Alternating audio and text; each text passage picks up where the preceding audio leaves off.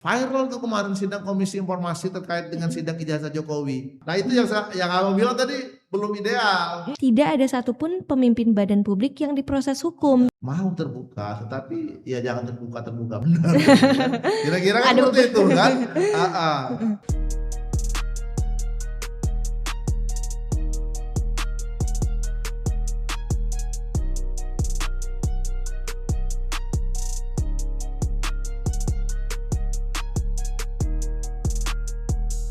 Dan selanjutnya nih Bang, untuk kebijakan APBD, perubahan atau perda strategis ini, apakah draftnya dipublikasikan PPID sebelum disahkan DPRD, atau publik ini baru tahu setelah jadi? Itu ya, agak loncat ya. Terkait dengan apa tuh?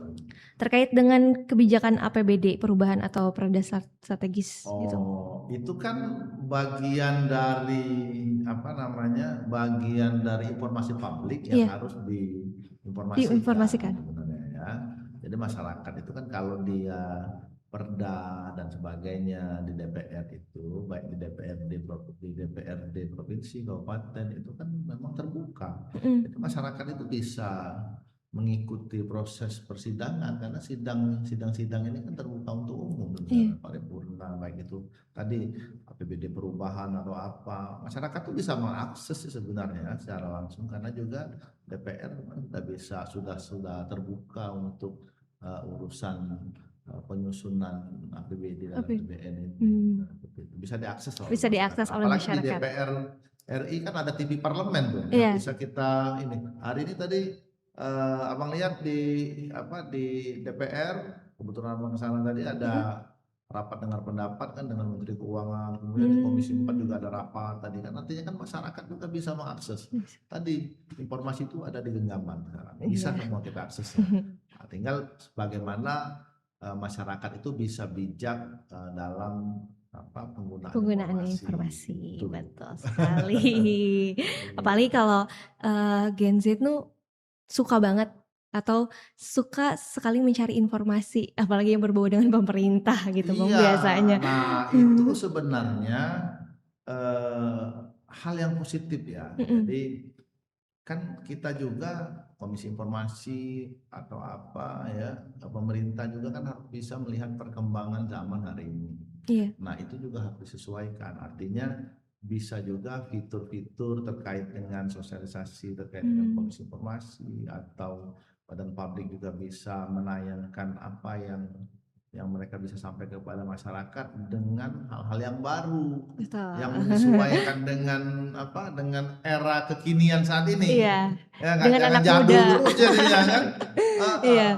Bentuk postingan gitu ya Bang ya. Iya, bentuk postingan atau bentuk apa, itu membantu sosialisasi keterbukaan informasi ini. Jadi memang keterbukaan informasi ini kadang masyarakat itu agak aneh karena memang juga terus terang ini juga hal yang baru ya. Walaupun sebenarnya kalau kita lihat dari sejarah keterbukaan informasi ini itu cukup lama. Jadi dunia itu sudah mengakui tentang keterbukaan informasi ini di Swedia itu awalnya itu dia mengakomodir dalam undang-undang pers di tahun 1776. Waduh lama tuh. Udah lama banget. Sebelum Republik ini berdiri kan berarti kan. Nah kemudian baru ada Declaration of Human Rights, UHAM, itu juga ada berbicara tentang hak untuk mendapatkan informasi. Ya, baru ada Covenant pengakuan hak-hak sipil dan politik. Itu juga mengatur di tahun 1966. Baru tuh Amerika mulai di 66, Inggris mulai buat undang-undang keterbukaan informasi di 84 ya.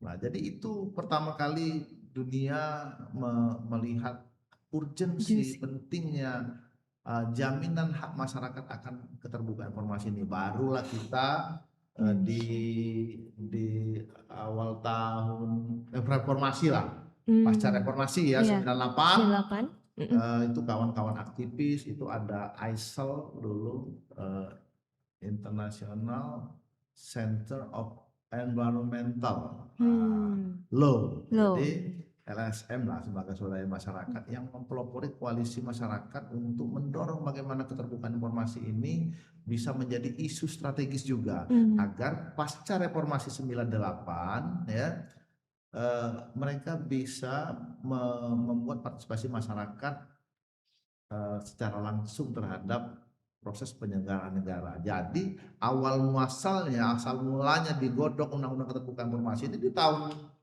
2000. Wah, baru ya 2000 kalau dari. sampai 2008, jadi proses panjang 8 tahun penggodokan itu. Wah, Hmm. jadi memang kan sejarahnya kan panjang Panjang. nih, ya walaupun juga baru. Seperti misalnya kami Komisi Informasi itu baru pertama kali terbentuk itu tahun 2010 di pusat. Oke. Ya 2010 itu periode pertama amanah undang-undang itu mengharuskan dibentuknya Komisi Informasi. Tadi tugasnya tadi untuk menyelesaikan sengketa informasi, membuat standar layanan informasi kepada badan publik agar tadi kan mendorong badan publik untuk terbuka kan, seperti itu kan. Jadi dibuatlah dulu Komisi Informasi Pusat. Nah, dibuat Komisi Informasi Pusat, baru yang lain menyusul di daerah. Ada beberapa daerah yang duluan di 2010, seperti di Jawa, Jawa Barat, Lampung, kalau nggak salah Jawa Timur itu duluan 2010. Baru yang lain-lain, termasuk Sumatera Selatan. Sumatera Selatan ini 2011. Jadi Abang sendiri itu di periode ke 2011, 2014, 2014, 2019. Jadi Abang periode ketiga dan keempat. Jadi baru 4 periode Komisi Informasi Pusat pun seperti itu, baru 4 periode. Jadi memang kalau memang lembaga ini masih berbenah itu wajar. Kalau memang lembaga ini belum terlalu populer wajar. Seperti itu. Tetapi memang cerita di awal pembentukannya memang banyak tarik menariknya. Karena di satu sisi masyarakat ingin terbuka, ya pemerintah juga mau terbuka, tetapi ya jangan terbuka benar. Kira-kira kan seperti itu kan. Jadi memang tarik menariknya masih sangat kuat. Apalagi terkait dengan informasi yang dikecualikan tadi kan. Sehingga memang menurut Abang sendiri konsepnya sekarang ini belum terlalu ideal. Kenapa belum terlalu ideal? Karena memang Komisi Informasi ini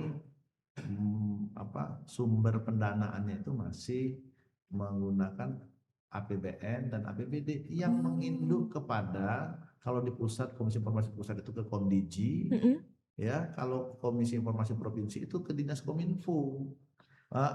Jadi karyawannya juga, stafnya juga diambil dari Komdiji dan Kominfo. Seperti itu. Jadi pada saat sidang, karena di dalam undang-undang tuh Komisi Informasi adalah lembaga mandiri yang tugasnya adalah menyelesaikan sengketa informasi. Misalnya kan ya. Kalau misalnya yang sengketa Kominfo gimana coba? Itu berhubungan juga enggak? Iya, kalau kan Kominfo badan publik nih misalnya kan. Nah sengketa misalnya dia minta informasi ke PPID Provinsi Sumatera Selatan, ya. PPID-nya Kominfo. Nah, sementara anggaran KI melekat di Kominfo. Nah, coba tuh. Bingung kan? Nah itu yang Abang bilang tadi belum ideal. Semestinya Komisi Informasi ini harus vertikal, menjadi satgas, menjadi badan publik yang vertikal, yang langsung di bawah kesekjenan.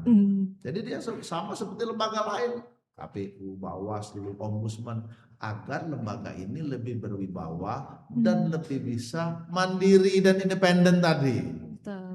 Dan penganggarannya pun seragam. Hari ini kan tidak seragam tuh, ada yang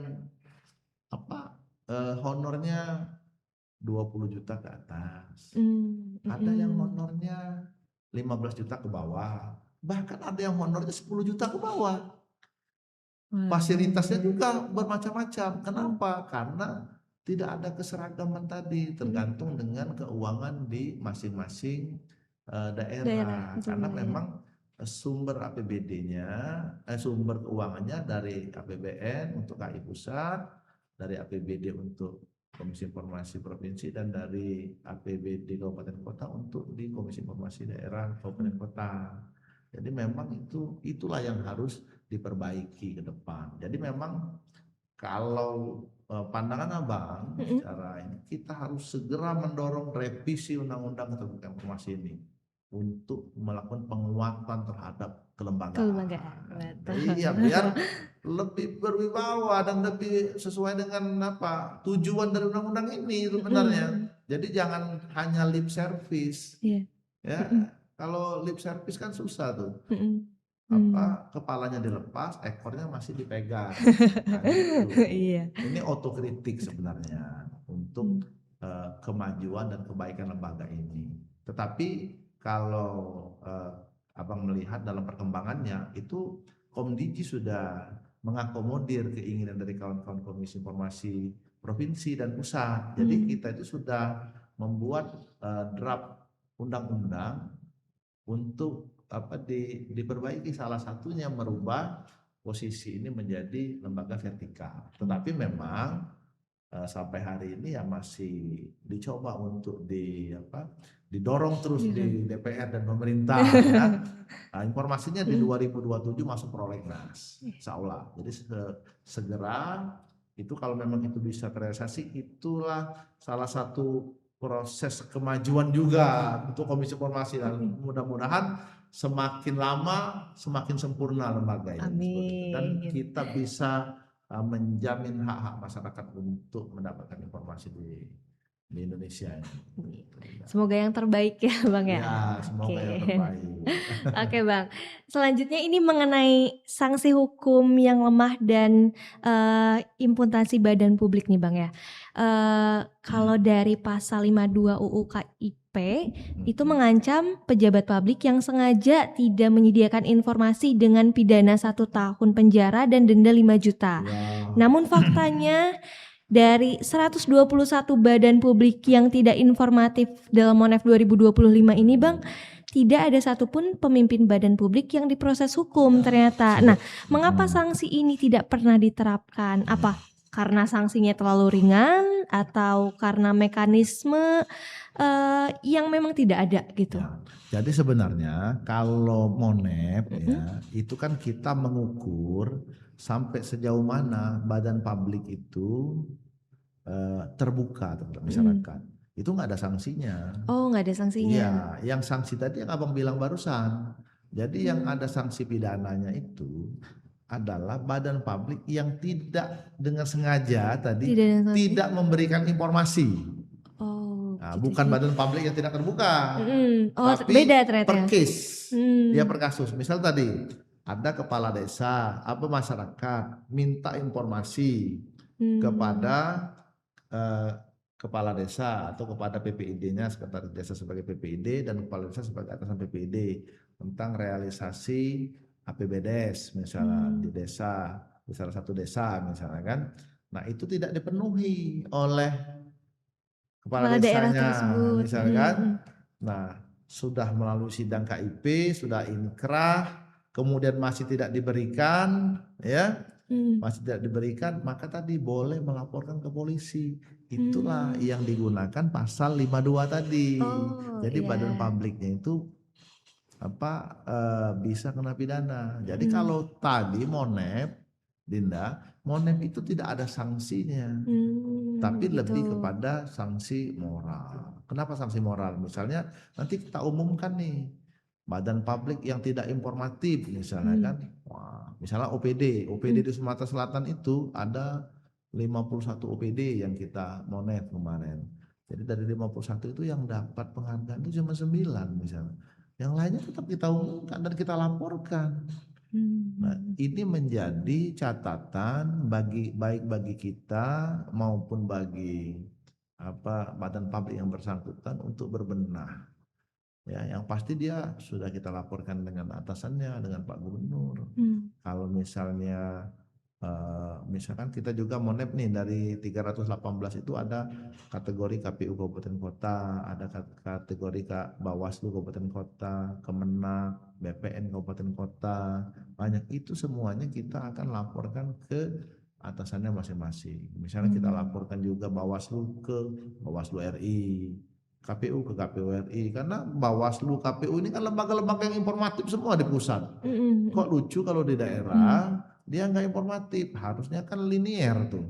Kalau di atas informatif, ya harusnya turun sampai ke bawah. Jadi dengan kita sampaikan hasil Monep ini ke Bawaslu RI, ke KPU RI, ya diharapkan lembaga-lembaga di tingkat pusat itu dapat memberikan teguran.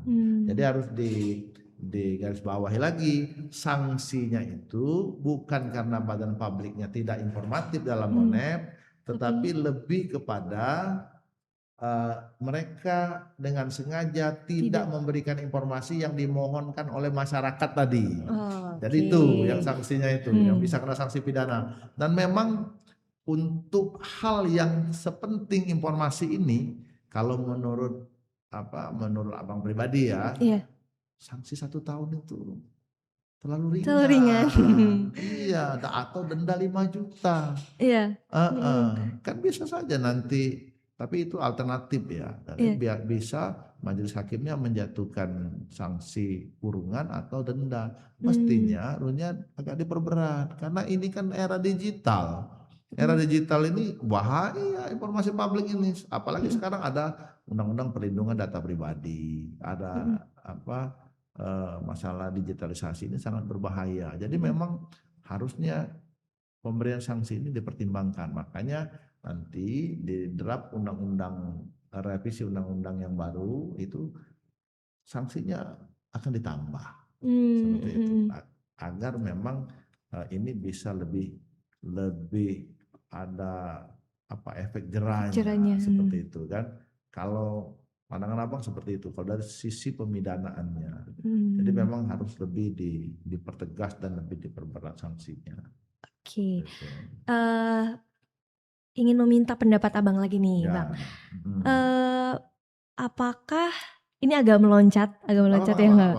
Apakah revisi UU KIP ini perlu memasukkan mekanisme enforcement yang lebih kuat, misalnya kewenangan KI untuk mengenakan denda administratif yang langsung atau kerjasama dengan APH atau aparat penegak hukum untuk proses pidana yang lebih cepat?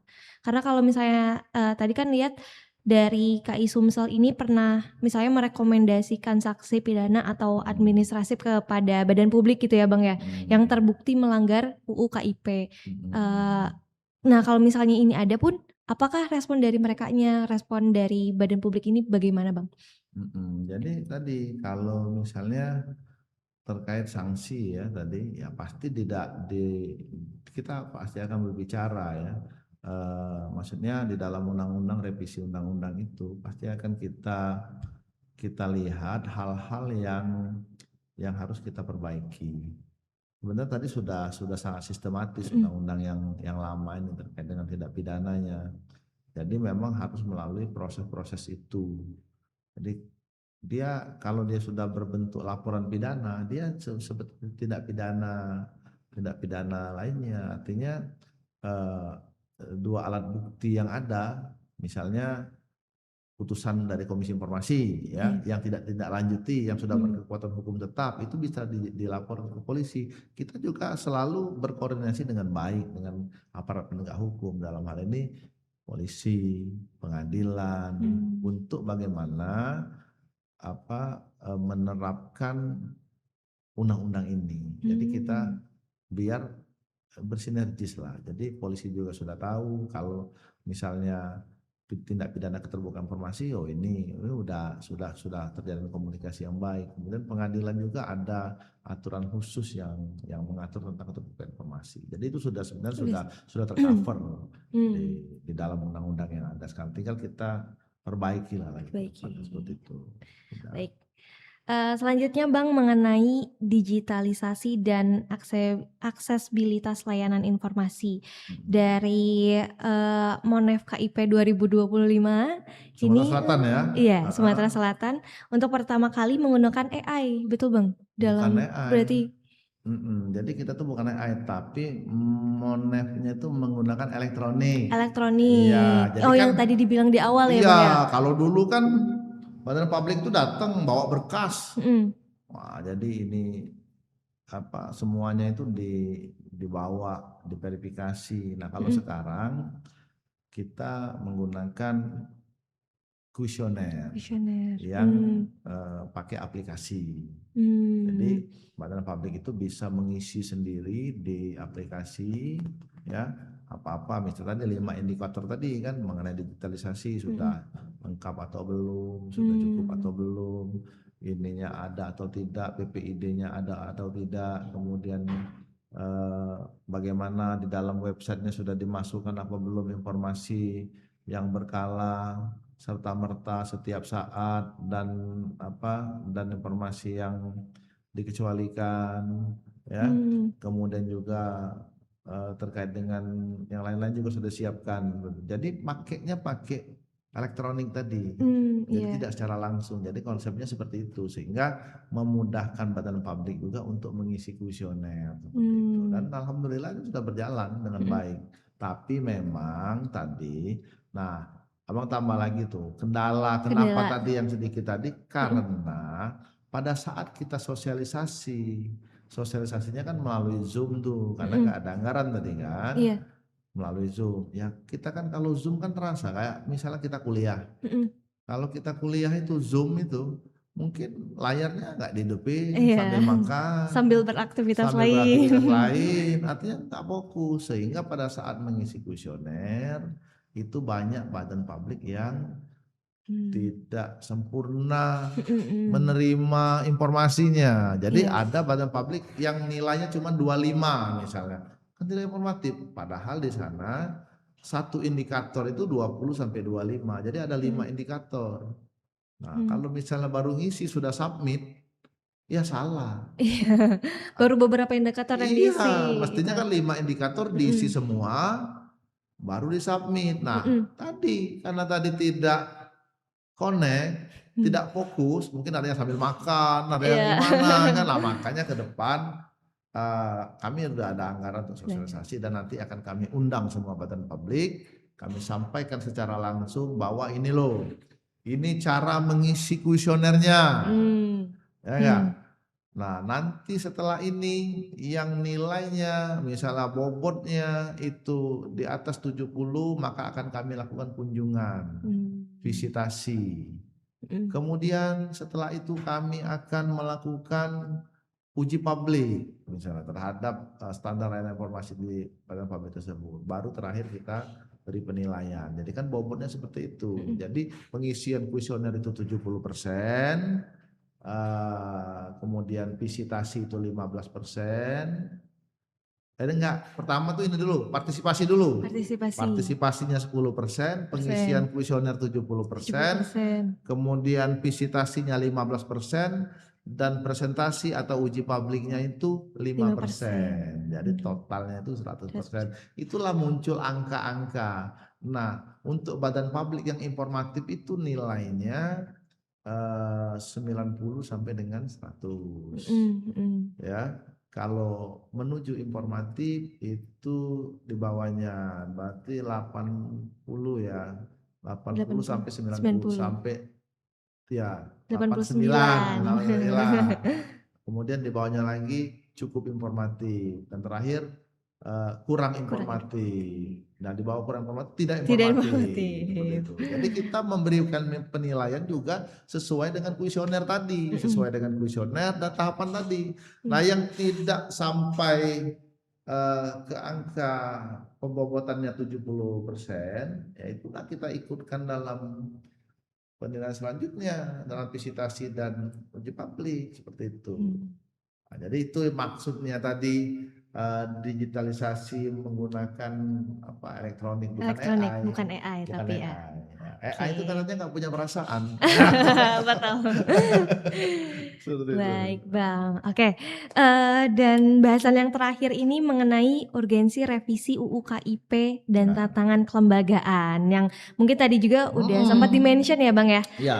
Nah dari Rakernis KI se-Indonesia pada September 2025 ini mendesak percepatan revisi UU KIP dengan target Prolegnas 2027, Iya itu abang betul. sebutkan tadi kan. Iya, dari pengalaman Abang nih mengenai Ya. sengketa informasi yang tadi juga udah banyak dibahas gitu. Hmm. Apa saja kelemahan mendasar UU KIP yang ada saat ini yang paling menghambat penegakan transparansi dan secara realistis nih Bang, apakah Abang optimis revisi ini akan memperkuat enforcement mechanism dari Komisi Informasi ataukah hanya jadi revisi tambalan sulam gitu yang tidak menyentuh akar masalah? Gimana nih Bang? Nah, jadi kan sebenarnya ini agak kita review nggak apa-apa ya, Iya. Abang mau ngulang lagi ini. Nggak Karena kan apa-apa. udah Abang sampaikan kayaknya keduluan nih dari Iya, pertanyaannya iya. kan. Jadi kalau terkait dengan urgensi revisi undang-undang ini, Abang ini sudah dari tahun 2020 jadi komisioner. Setiap tahun kita rakernas. Habis rakernas, rakernis. Rakernis. Ya enggak? Oke. Setahun tuh berarti 2 kali tuh, rakernas dan rakernis, rakernas dan rakernis. Isunya sama. Isunya sama, mendorong bagaimana lembaga ini menjadi lebih kuat, menjadi lebih efektif, kan seperti itu. Iya. Tapi kan sampai hari ini 2020 loh, ini 2026. Sudah 6 tahun. Sudah 6 tahun nih, sampai di mana? Kan udah bilang tadi. Sudah bilang sebenarnya kalau menurut Abang yang paling sederhana itu yang harus segera direvisi itu adalah pasal 29 Undang-Undang KIP nomor 14 tahun 2008. Apa isinya? Jadi misalnya isinya itu ini, Komisi Informasi Pusat dibantu oleh sekretariat yang berasal dari kementerian yang membidangi komunikasi dan informatika digital, kan? Pasal selanjutnya Komisi Informasi Provinsi didukung oleh sekretariat yang berasal dari Dinas Komunikasi dan Informatika Provinsi. Pun sebaliknya sama halnya dengan kabupaten kota seperti itu. Nah, di sana ada di pasal 2, 3, 4 atau pasal 5-nya itu lebih ini lagi, itu yang harus dirubah. Di pasal 5-nya untuk penganggaran Komisi Informasi Pusat menggunakan anggaran pendapatan belanja negara. Ya, yang anggarannya ada di Komdiji.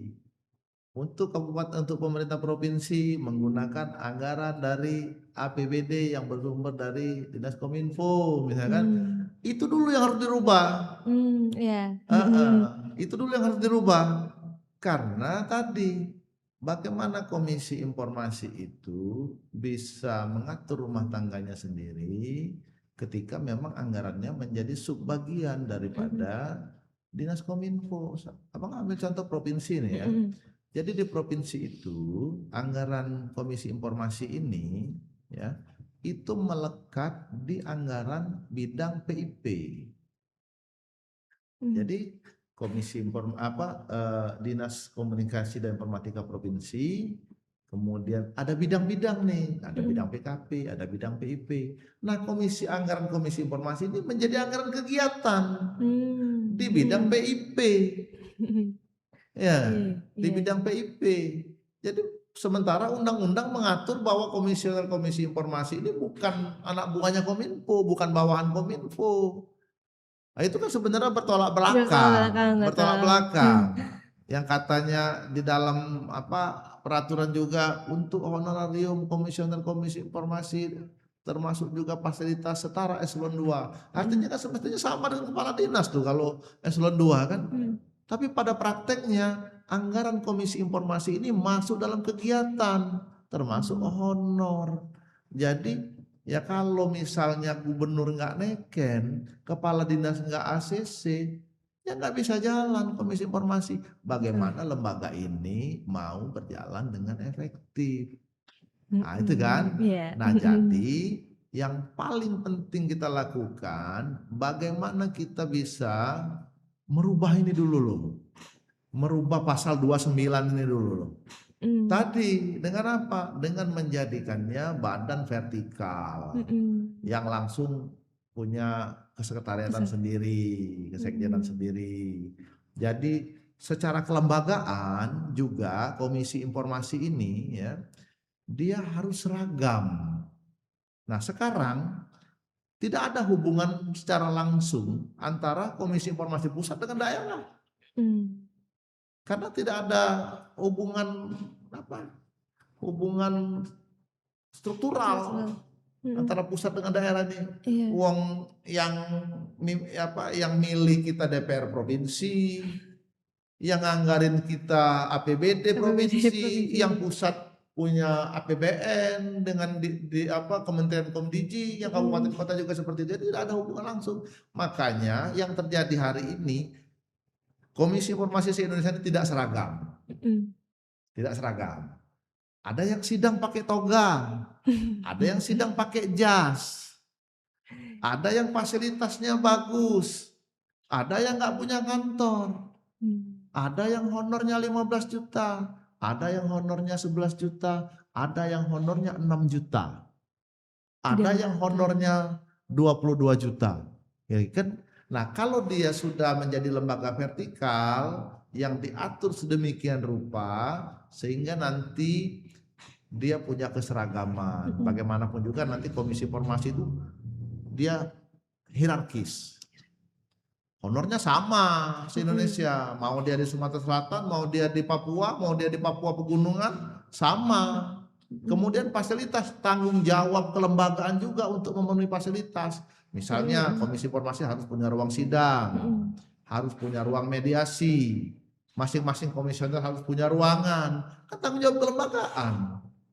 Nah, itu yang harus didorong dalam undang-undang ini, yang baru ini. Nah, itulah yang selama ini sudah dicita-citakan, tetapi memang belum terrealisasikan.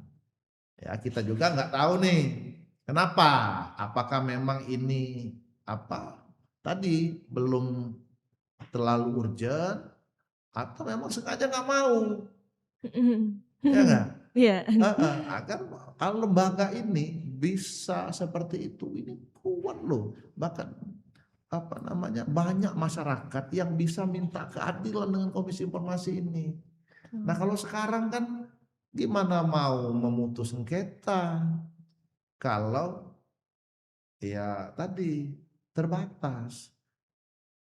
Yang kita sidang itu kadang-kadang pemerintah provinsi, pemerintah kabupaten kota, yang notabene-nya anggaran kita ada di sana. Nah itu, jadi itu hal-hal yang paling urgent yang harus segera kita revisi. Pasal 29 tadi tentang kedudukan, ya, kemudian juga keseragaman. Kalau dia sudah vertikal, mudah-mudahan kita bisa seragam dan masyarakat juga bisa melihat lembaga ini, komisioner Komisi Informasi juga bisa, wah ini lembaga berwibawa nih. Ya nggak seperti itu kan? Iya. Masyarakat bisa minta informasi. Sekarang aja udah mulai nih. Kemarin dari pemohon informasi ada yang minta ijazah Pak Jokowi misalnya. Itu kan Waduh. informasi tuh. Iya. Kan udah rame. Sampai kemarin kita lagi ada seleksi nih Komisi Informasi Pusat ya. Seleksi Komisi Informasi Pusat. Pendaftarnya itu 3.140.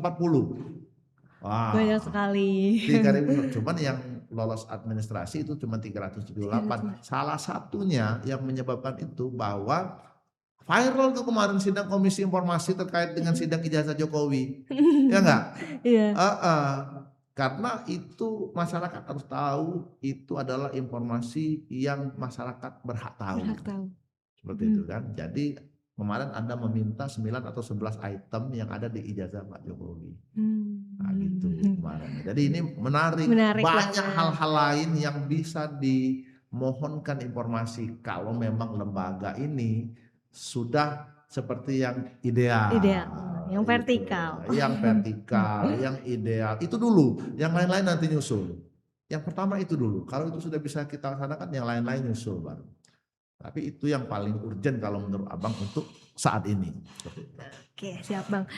Dan sepertinya tadi menjadi penutup pertanyaan. Mungkin terakhir boleh Abang closing statement terlebih dahulu. Ya, kalau closing statementnya kita berharap penggiat-penggiat keterbukaan informasi ini tentunya ya kita tadi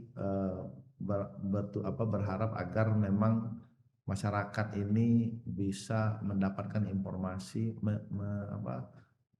mendapatkan jaminan terhadap akses mereka terhadap informasi. Nah, ya kalau Abang sih sederhana, baik itu DPR maupun kami salah satu yang menjadi penggiat terbuka informasi ini ya harus berkomitmen lah terhadap itu. Karena kalau ini euforianya dikembalikan lagi ke 98 ya, pada saat itu Iya. kan itu kan DPR-nya mesra tuh dengan masyarakat, dengan koalisi masyarakat ini untuk membentuk komisi informasi kan, untuk membentuk undang-undang keterbukaan informasi. Nah kalau bisa frekuensinya disamakan lagi. Jadi itu yang paling penting, itu penyamaan persepsi dan frekuensi untuk sama-sama membuat lembaga ini menjadi berwibawa dan kredibel. Mungkin itu clue-nya. Baik Bang, terima kasih sudah mengobrol hari ini, sangat insightful dan juga banyak hal menarik yang telah kita ulik ya. Terima kasih Bang sudah berkenan hadir di sini. Dan juga Sobat Reforms, terima kasih sudah menyaksikan episode pada kali ini. Sampai bertemu di episode selanjutnya.